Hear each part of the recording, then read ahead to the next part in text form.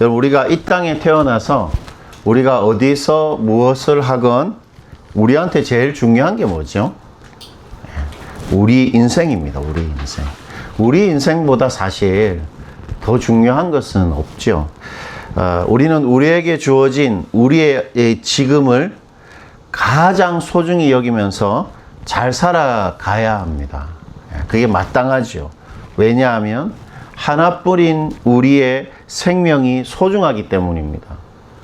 이 하나뿐인 우리의 생명이 살아내는 우리의 인생이 하나밖에 없는 소중한 것이기 때문이죠. 그러니까 소중한 우리 생명이 살아내는 우리 인생이 생명처럼 소중하다는 것입니다. 그렇다면 이 소중한 인생을 우리가 잘 산다는 것은 무엇을 어떻게 하는 것일까요? 여러분, 인생을 잘 산다는 것. 우리 시원자매도 이제 50년 이상 살았으니까 인생을 잘 사는 게 어떻게 하는 거죠? 후회하는 일을 안 만드는 거예요. 제가 맞죠. 인생을 잘 산다는 것은 누구나에게 시간을 잘 사용하는 것입니다. 왜냐하면 1초가 모여서 1분이 되고 1분이 1시간, 1시간이 하루가 되고 하루가 모이면 어떻게 됩니까? 1년이 되고 1년이 계속 쌓여서 뭐가 되죠? 우리의 일생이, 평생이 됩니다. 그러므로 시간이 곧 뭘까요? 시간이 곧 인생입니다. 인생. 때문에 시간을 잘 사용하며 사는 것이 인생을 잘 사는 것입니다. 시간을 소중히 여기는 것이 곧 나의 인생을 소중하게 여기는 것입니다. 그러므로 시간이 곧 인생이죠. 시간을 잘 사용해야 우리가 인생을 잘 사용하는 것인데, 이렇듯 시간이 곧 인생이라는 이런 관점은 우리에게 시간을 어떻게 관리해야 되는지 가장 중요한 시간 관리의 핵심을 가르쳐 줍니다. 뭐냐면 소중한 것을 먼저 하며 사는 것입니다. 시간을 단지 하루 24시간이라는 수량적인 관점으로 우리가 여긴다면 시간을 잘 관리한다는 것은 뭘 어떻게 하는 것이겠어요? 시간을 허투루 쓰지 않는 겁니다. 그리고 매분 몇 초를 열심히 사용하는 것입니다. 만약에 24시간이라면 시간이.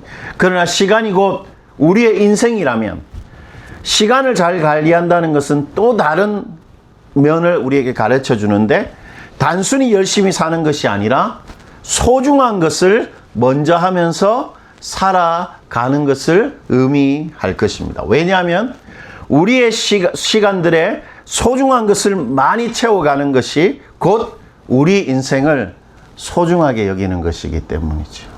만약에 우리의 시간들에 소중한 게 많이 채워간다면 우리 인생이 소중한 것들이 많이 있는 인생이 되는 것은 당연한 것이죠. 단지 주어진 시간들을 열심히 살아내는 것이 아니라 나에게 가치 있는 것, 나에게 소중한 시간을 만들고 소중한 내용을 그 시간들에 채워가는 것이 인생을 잘 살아가는 것입니다. 저와 아내는 신혼이 없었어요. 왜냐하면 허니문 베이비, 쌍둥이들이 갑자기 태어나는 바람에 결혼하고 신혼기간이 없었어요. 근데 50이 넘어서 이 제주도에 와서 지금 신혼을 가지고 있습니다. 그렇게 생각하면서 사실 인생이라는 것이 별다른 큰 게 있는 것이 아니라 옆에 있는 사람하고 시간을 행복하게 잘 가지는 것이 인생을 소중하게 여기는 것이다, 이런 생각이 드는 것이죠. 그런 것, 우리에게 소중한 것들을 많이 하면서 살아가는 것이 인생을 잘 살아가는 것이죠. 여러분 어떻습니까? 소중한 것들을 좀 많이 채워가고 살아가고 있습니까? 그것이야말로 인생을 잘 사는 것입니다. 오늘 예수님은 우리가 이 땅을 살아가면서 반드시 먼저 해야 하는 소중한 일을 말해 주십니다.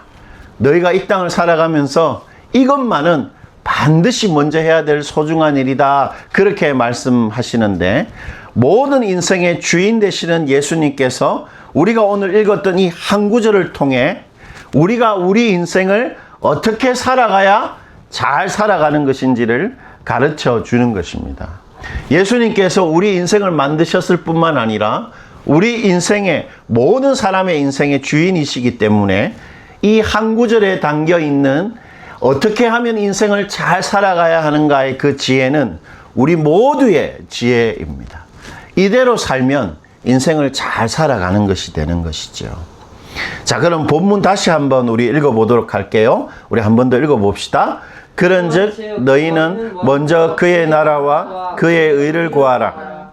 그리하면 이 모든 것을 너희에게 더하시리라. 예수님은 어떤 중요한 이야기를 하십니다.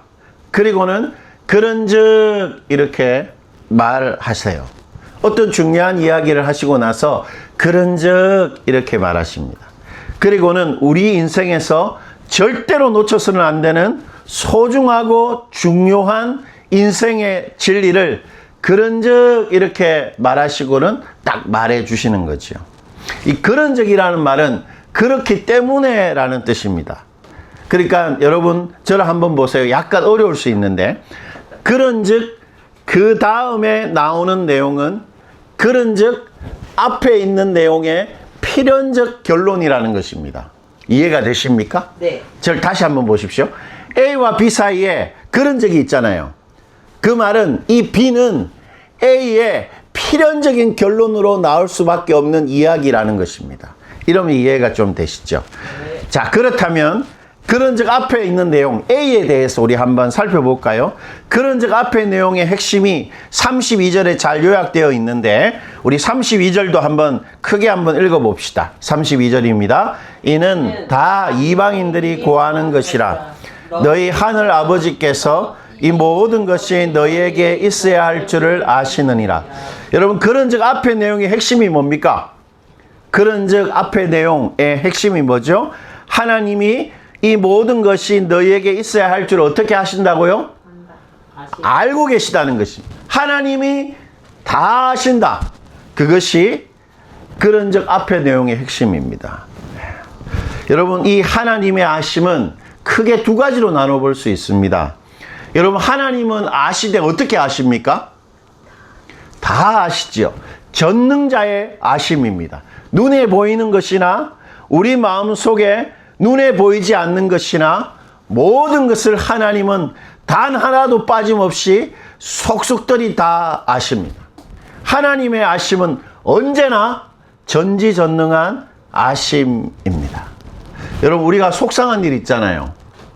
그리고 우리가 어떤 불편한 마음이 생길 때도 있고 우리가 억울할 때가 있습니다. 아무도 몰라주는 마음을 가질 때가 있죠. 그때조차도 하나님은 우리의 마음을 속속들이 다 아십니다. 히브리서 4장 13절이 그것을 이렇게 잘 표현해 주고 있는데 우리 이거 자매분들이 한번 읽어 주시겠어요? 히브리서 4장 13절입니다.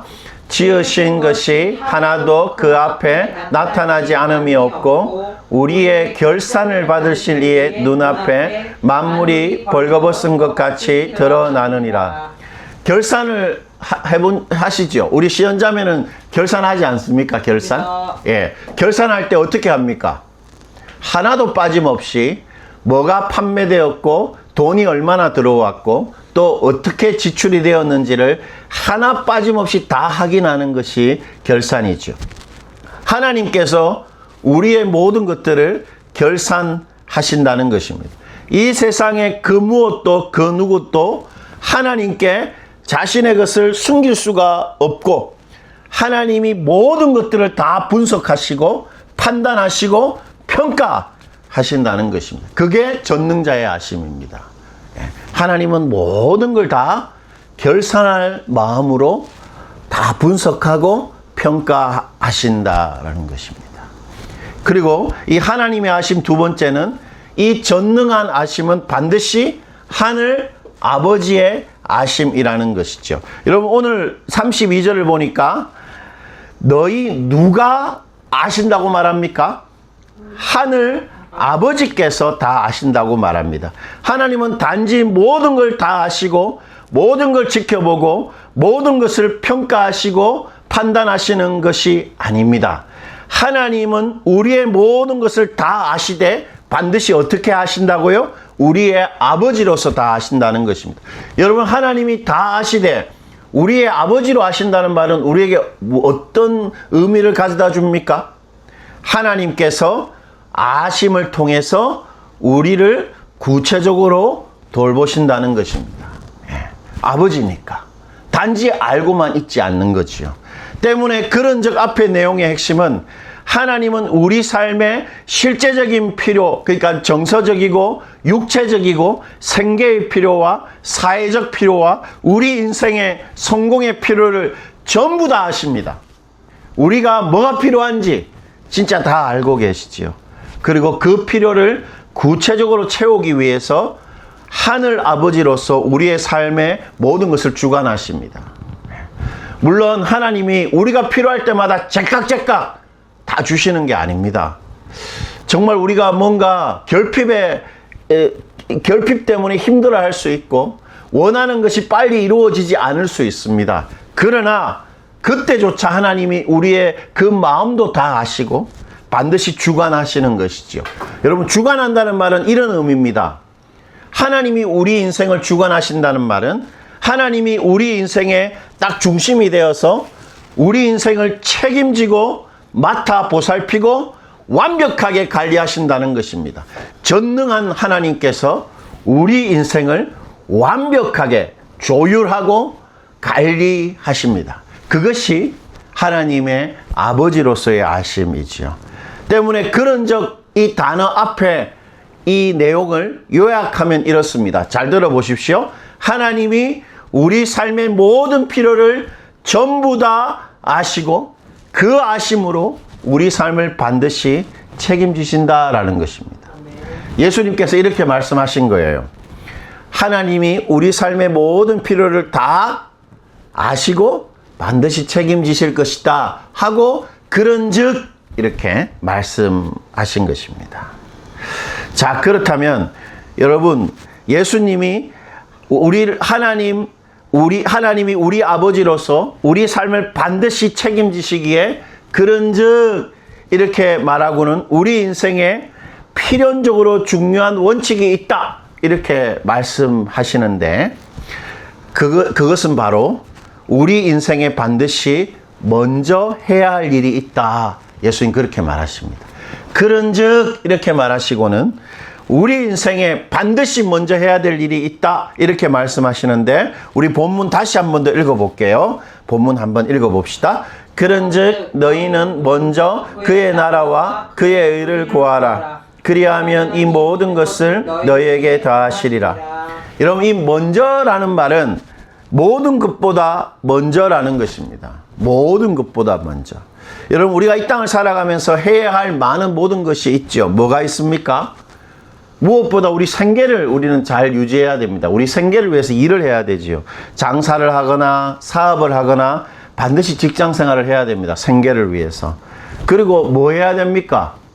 때가 되면 결혼도 하고 자녀 양육도 하고 그 다음에 또 우리 한국 사회에서 중요한 것이죠. 집을 또 장만해야 됩니다. 이런 우리가 해야 할 많은 모든 것 중에서 제일 먼저 해야 할 것이 따로 있다. 예수님 그렇게 오늘 말씀하시는 것입니다. 이 먼저라는 예수님의 말씀을 통해서 우리가 알 수 있는 우리 인생의 중요한 인생의 원리는 적어도 세 가지인데요. 첫 번째, 먼저는 시간 순서에 있어서 첫 번째라는 것입니다. 그러니까 이것은 우리가 살아가면서 시간적으로 또는 순서적으로 반드시 먼저 해야 할 일이라는 것이죠. 예수님이 먼저 이렇게 말하신 것은 우리 삶의 제일의 우선순위가 따로 있다. 그렇게 말씀하신 것입니다. 우리 인생에는 반드시 먼저 해야 될 것이 있습니다. 누구나에게.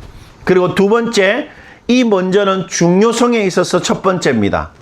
여러분, 우리가 사업에 실패할 수 있잖아요. 시연자매 사업에 몇 번 실패하셨죠? 네. 네, 실패할 수 있습니다. 우리 결혼 못할 수 있습니다. 누군가는 결혼을 못할 수. 집을 장만 못할 수도 있습니다. 그러나 예수님 이렇게 말합니다. 너희가 인생에서 부족하고 없는 것이 혹 있을 수 있지만 이것만은 반드시 먼저 해야 된다.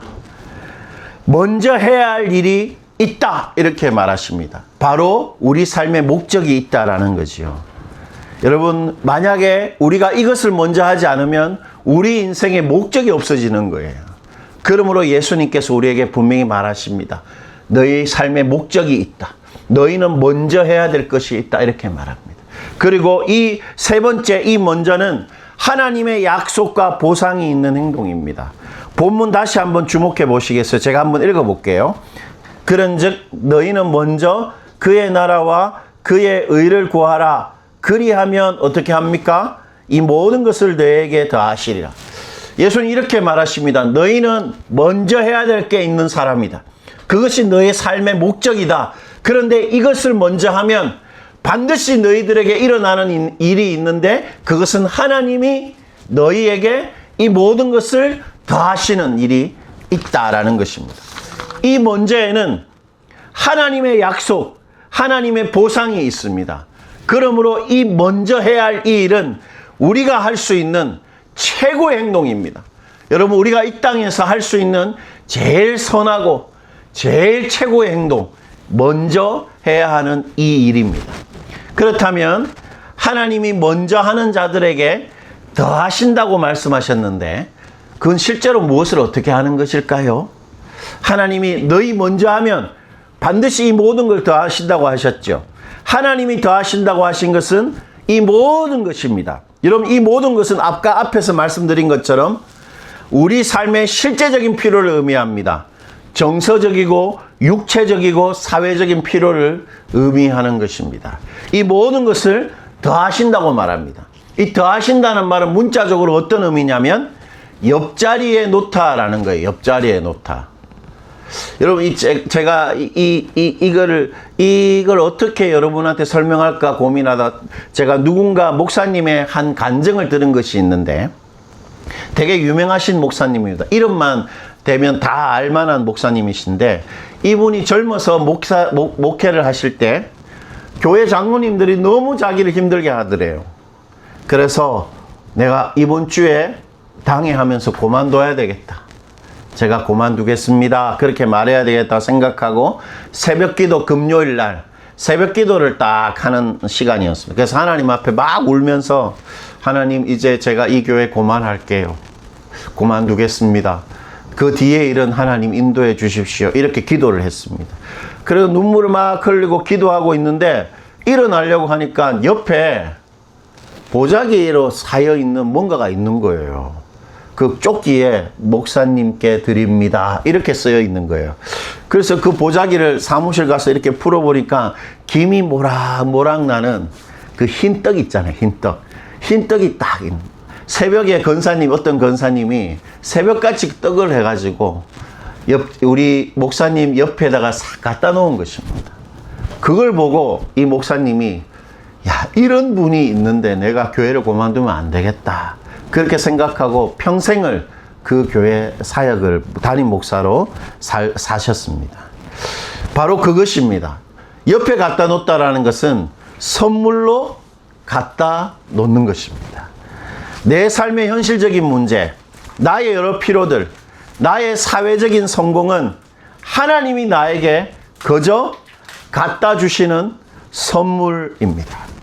때문에 여러분, 현실적인 내 삶의 필요와 성공은 내가 막 움켜쥐고 어떻게 했든지 내가 그거 이루어내려고 애쓰는 것이 절대로 아니다. 예수님 그렇게 말씀하시는 것입니다.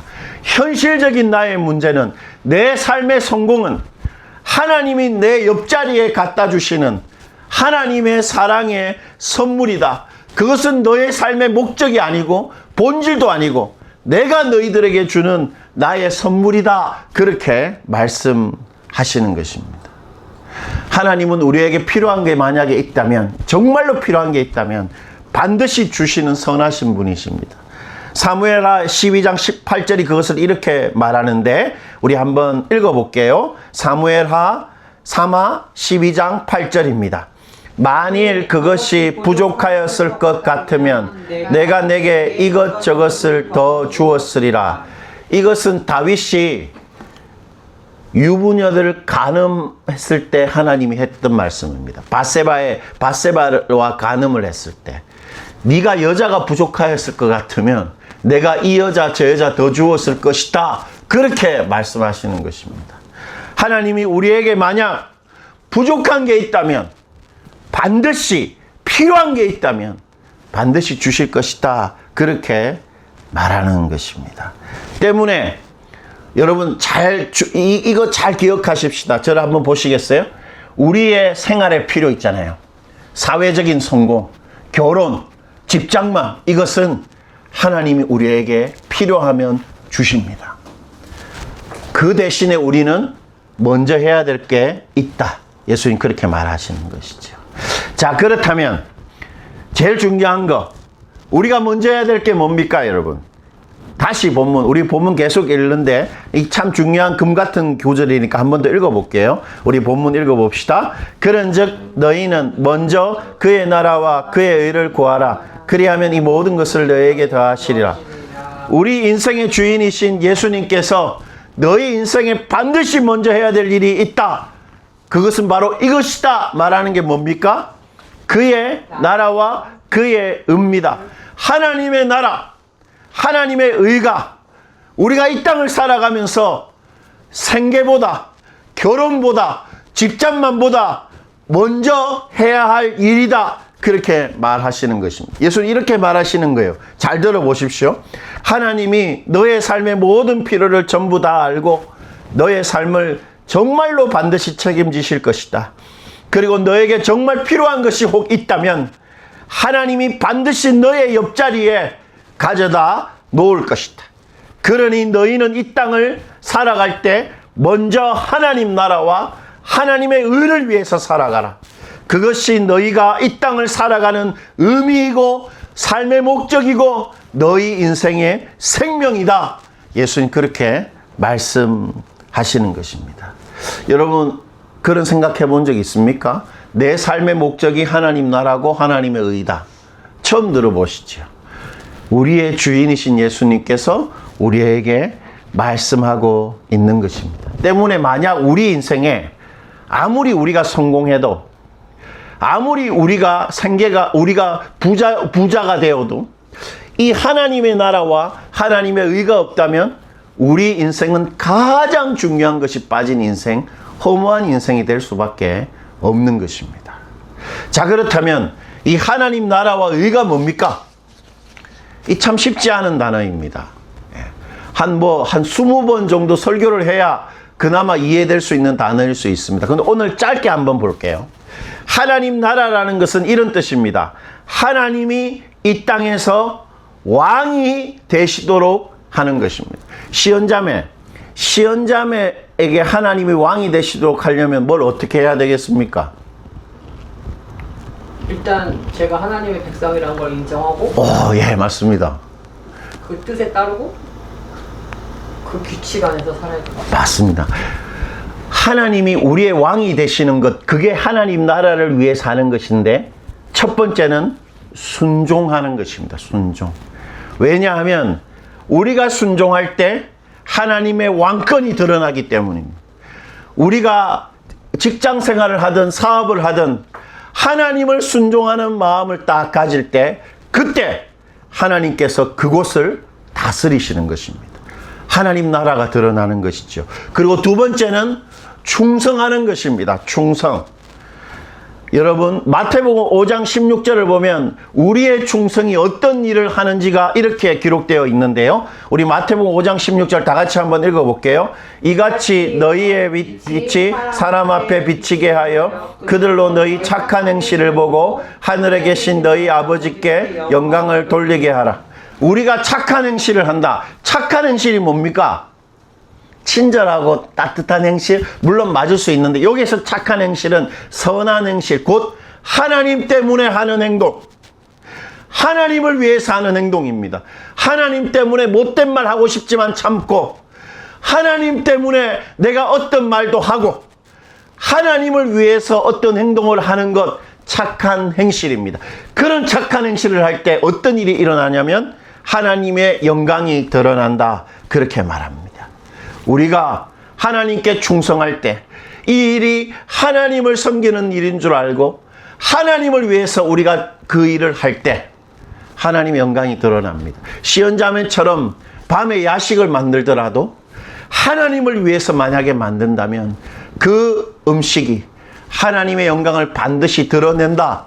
예수님 그렇게 말씀하시는 것입니다. 그리고 하나님의 나라를 드러내는 최고의 방법이 뭐냐면 우리가 교회가 되는 것입니다. 왜 그런가 하면 에베소서 1장 23절이 그 비밀을 이렇게 말해주고 있는데요. 우리 한번 이것도 읽어볼게요. 교회는 그의 몸이니 만물 안에서 만물을 충만케 하는 이의 충만함이니. 교회는 누구의 몸입니까? 하나님의 몸. 예, 예수님의 몸, 하나님의 몸입니다. 몸이라는 게 뭐죠? 눈에 보이지 않는 하나님을 드러내는 가시적인 하나님의 몸이라는 것입니다. 그러므로 우리가 지금 이 4명 모였잖아요.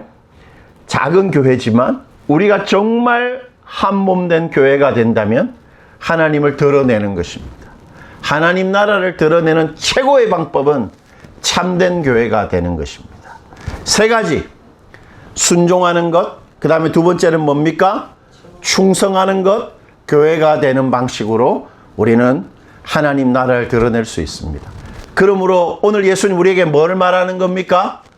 너희는 무엇보다 순종하고 충성하고 교회가 되는 것을 가장 먼저 하면서 살아가라. 그것이 너의 삶의 목적이다. 그렇게 말하는 것이지요. 그리고 2번째, 하나님의 의입니다. 하나님의 의. 여러분, 하나님의 의가 뭡니까? 좀 어렵죠? 하나님의 의란 쉽게 말하면 하나님 보실 때 가장 좋은 것입니다. 우리 장인 형제는 뭘 보면 가장 기분이 좋죠? 쉽지 않죠, 질문이. 하나님 보실 때 가장 좋은 것이 하나님의 의입니다. 하나님 뭘 가장 좋아하실까요? 하나님 말을 고지곳대로 믿는 것을 가장 좋아합니다. 야고보서 2장 23절이 그것을 이렇게 말하는데 우리 한번 읽어봅시다. 중요한 구절인데요. 한번 읽어볼게요. 이에 성경에 이른바 아브라함이 하나님을 믿으니 이것을 의로 여기셨다는 말씀이 이루어졌고 그는 하나님의 벗이라 칭함을 받았나니. 하나님이 자랑합니다. 내 친구다. 내가 가장 좋아하는 내 친구다 라고 소개하는 사람이 아브라함인데 아브라함이 왜 그렇게 소개를 받게 되었습니까? 하나님을 믿은입니다. 뭘 믿은 줄 아세요? 아브라함이 믿은 거는 이미 폐경기에 접어든 자신의 아내의 뱃속에 아브라함의 아이가 잉태될 것이라는 말을 믿었습니다. 거짓 있을 수 없는 일인데 고지곳대로 믿은 거예요. 그러니까 하나님이 의롭다고 하시고 정말 아브라함을 좋아하신 것입니다. 내 친구다. 그렇게 말하신 것이죠. 하나님은 하나님의 말씀을 전적으로 신뢰하는 것을 이 세상에서 가장 좋아하십니다. 의롭게 여기십니다. 또 하나는 하나님하고 친밀한 사랑의 관계를 맺는 것을 좋아하십니다. 여러분, 저는 누구를 제일 좋아하는 줄 아세요? 이렇게 교회 사역을 하다 보면 제가 좋아하는 사람, 제 아내보다 좋아하는 사람, 제가 좋아하는 사람이 누군 줄 아세요? 제가 좋아하는 사람 뭐겠습니까? 모르죠. 설교를 잘 듣는 사람? 아닙니다. 신앙심이 좋은 사람? 아닙니다. 제가 제일 좋아하는 사람은 저를 좋아해 주는 사람을 제일 좋아합니다. 근데 그건 중요하지 않죠. 제가 좋아하는 게 뭐가 중요하겠어. 근데 하나님이 제일 좋아하는 사람이 누군 줄 아세요? 하나님을 좋아하는. 맞습니다. 하나님은 하나님을 사랑하는 사람을 제일 좋아합니다. 그래서 하나님이 첫 번째 계명으로 하신 게 뭡니까? 너희 몸과 마음과 모든 걸 다해 나를 사랑하라 하셨습니다. 하나님은 당신을 좋아하는 사람을 제일 좋아하십니다. 정말 중요한 이야기죠. 그것을 잠언 8장 17절이 이렇게 말합니다. 우리 한번 읽어볼게요. 나를 사랑하는 자들이 나의 사랑을 입으며 나를 간절히 찾는 자가 나를 만날 것이다. 하나님은 당신 사랑하면 당신의 모든 사랑을 그 사람한테 주십니다. 그리고 당신을 정말로 기도하고 찾으면 반드시 그 사람 만나 주십니다. 하나님이 제일 좋아하시는 것입니다. 하나님은 하나님을 사랑하는 자를 깊이 사랑하고 하나님을 찾는 사람을 너무 좋아하십니다. 그러므로 전적인 말씀에 대한 신뢰, 그리고 하나님을 사랑하기 위해서 내가 사랑을 표현하고 시간을 내는 것, 예배 드리는 것, 그것이 우리 삶에 가장 먼저 해야 될 일입니다. 이처럼 우리 삶의 이유와 목적은 하나님 나라와 하나님의 의입니다. 처음 들어봤을 수도 있습니다. 그러나 우리 이 두 단어를 기억하십시다. 이거 먼저 하는 것입니다. 그러면 하나님이 우리 생활에 필요한 모든 것을 더하여 주실 것입니다. 그러므로 한 번만 더 기억합시다. 하나님 나라를 위해서 우리가 할 수 있는 것, 순종, 충성, 교회 되는 것. 그리고 하나님의 의를 위해서 우리가 할 수 있는 것, 말씀을 믿는 것입니다. 그리고 하나님을 사랑하는 것입니다. 우리 이것 먼저 하고 살면 절대로 후회 없이 이 한국 사회에서 복되게 잘 살아갈 것이다. 하나님이 더하여 주실 것이다. 그렇게 약속합니다. 우리 모두 하나님 나라와 하나님 의를 위해서 살아가는 하나님의 사랑받는 사람들 되시기를 축원드립니다. 여러분, 우리가 인생을 다 살아가서 하나님 앞에 드릴 게 있다면 뭐겠습니까? 하나님 나라와 하나님의 의밖에 없습니다.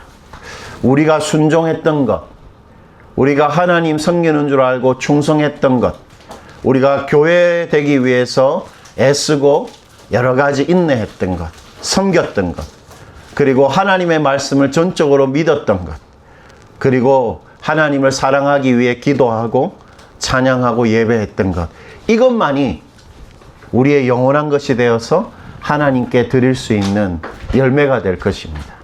우리 모두 이 시간 하나님한테 한번 기도하십시다. 여러분, 하나님 나라와 의를 구하겠습니다. 순종하겠습니다. 하나님 충성하겠습니다. 작지만 이 더함교회 한 몸 되겠습니다. 그리고 하나님 말씀 정말 믿겠습니다. 하나님 기도하겠습니다. 이 시간 들은 바 말씀을 가지고 우리 기도하시겠습니다.